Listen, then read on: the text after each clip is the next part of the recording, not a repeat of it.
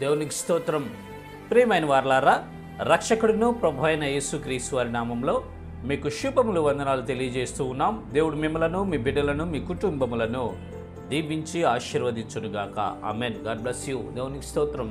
హల్లెలూయా. ప్రియమైన దేవుని పిల్లలారా, నేను బలహీనుడను, నేను పనికిరాని వాడిని, నేను వ్యర్థుడను, ఎందుకు ఉపయోగం లేని వాడిగా అయిపోయాను అని బాధపడుతున్నావా? చింతిస్తూ ఉన్నావా? వేదనలో ఉన్నావా? పదే పదే పదే పదే ఒకే బలహీనతలో పడిపోతూ దేవునికి దుఃఖాన్ని, ఆయాసాన్ని పుట్టిస్తున్నావా? నా అంత బలహీనుడు ఈ ప్రపంచంలోనే ఉండడు, నా అంత బలహీనుడు అసలు ఏ మనుషుడు లేడని వేదన చెందుతూ ఉన్నావా? సహోదరి, సహోదరుడా, అయితే దేవుడు నీతో మాట్లాడుతున్నాడు, నీకు ఒక వాగ్దానం చేస్తున్నాడు. చూద్దాము లేఖన భాగము. యెషయి ప్రవచన పుస్తకము 41వ అధ్యాయము 10వ వచనము 7వ లైన్ చూసినట్లయితే ఈ రీతిగా మాట్లాడుచూ ఉన్నారు ఆయన. దిగులు పడకము, నేను నిన్ను బలపరుతును. దేవునికి స్తోత్రం. హల్లెలూయా. దిగులు పడకము, నేను నిన్ను బలపరుస్తాను అని దేవుడు వాగ్దానం చేస్తున్నాడు. ప్రియులారా, ఓ సహోదరుడా, సహోదరి, దిగులు పడకు. నీది ఏ స్థితిలో నువ్వు ఉన్నప్పటికీ, ఏ స్థితిలో నువ్వు ఉండినప్పటికీ, నీ స్థితి అయిపోయింది, నా పరిస్థితి ఇంకా మరణమే నాకు శరణ్యం, ఆత్మహత్యే నాకు దారిది, ఇక మార్గమేమి లేదు అని నువ్వు అనుకుంటున్నావేమో, సహోదరుడా, సహోదరి, దిగులు పడకము. దేవుడు నిన్ను బలపరచబోతున్నాడు. దేవునికి స్తోత్రం.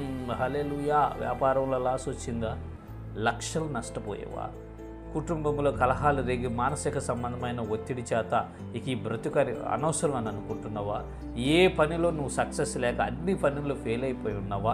ఎందుకు పనికి రాకుండా వ్యర్థుడిగా నువ్వు జీవిస్తున్నావా? అనేక సార్లు పాపం అనే బంధకం చేత బంధించబడి బలహీనతలో నెట్టబడి ఉన్నావా? అయితే సహోదరుడా, దేవుడు నీకు చేస్తున్నటువంటి వాగ్దానం ఏంటంటే, దిగులు పడకము, నేను నిన్ను బలపరుతును.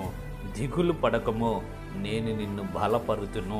దిగులు పడకము, నేను నిన్ను బలపరుతును అని మీకు ఈ దినమున దేవుడు వాగ్దానం చేస్తున్నాడండి. విశ్వాసం ఉంచండి, విశ్వాసం ఉంచండి. మనం వంటి వారమే, రక్తమాంసాలు కలిగినటువంటి వారమే, బలహీనులమే మనం. అయితే మనలను సృష్టించినటువంటి దేవుడు, ఈ భూమి ఆకాశములను సృష్టించినటువంటి దేవుడు బలవంతుడండి. ఆయన ఏదైనా చేయుటకు శక్తి కలిగినటువంటి వాడు. బలహీనమైన దాన్ని, ఎందుకు పనికిరాని దాన్ని బలమైనదిగా చేసే శక్తి మన దేవునికి ఉంది. నజరేయుడైన యేసయ్యకు ఉందండి. మీరు విశ్వాసం ఉంచండి, ఆయన యందు విశ్వాసం ఉంచండి. ప్రభువా, నేను బలహీనుడను, ఇదిగో ఈ విషయంలో నేను ఫెయిల్ అయిపోయి ఉన్నాను, ఈ విషయంలో పడిపోయి ఉన్నాను, దీనికి ఎడిక్ట్ అయిపోయి ఉన్నాను, ఈ పని చేసి నష్టపోయి ఉన్నాను, ఈ రీతిగా నేను లాస్ అయి ఉన్నాను, నాకు ఇక దిక్కు లేదు ప్రభువా, దిగులు పడుతున్నానయ్యా, నాకు సహాయం చేయి ప్రభు అని యథార్థ హృదయం కలిగి ఆయనకు నువ్వు మొర్రపెట్టగలిగితే, యథార్థమైనటువంటి నీ స్థితిని ఆయన దగ్గర ఒప్పుకొని యేసు ప్రభువారిని నువ్వు సహాయం అడగగలిగితే, ఆకాశమందున్నటువంటి దేవుడు ఈ దినమున నీ ప్రార్థన ఆలకిస్తున్నాడు. ఈ దినమున నీ ప్రార్థన అంగీకరించి ఆయన నీకు సహాయం చేయుటకు దిగి వస్తూ ఉన్నాడు. ప్రియులారా, దిగులు పడకము, నేను నిన్ను బలపరుతును. దిగులు పడకము, నేను నిన్ను బలపరుతును. దిగులు పడకము, నేను నిన్ను బలపరుతునని ఈ దినము మీకు వాగ్దానము చేస్తున్నాడు. ప్రియులారా, విశ్వాసం ఉంచండి, విశ్వాసం ఉంచండి, ఆయన యందు నమ్మిక ఉంచండి.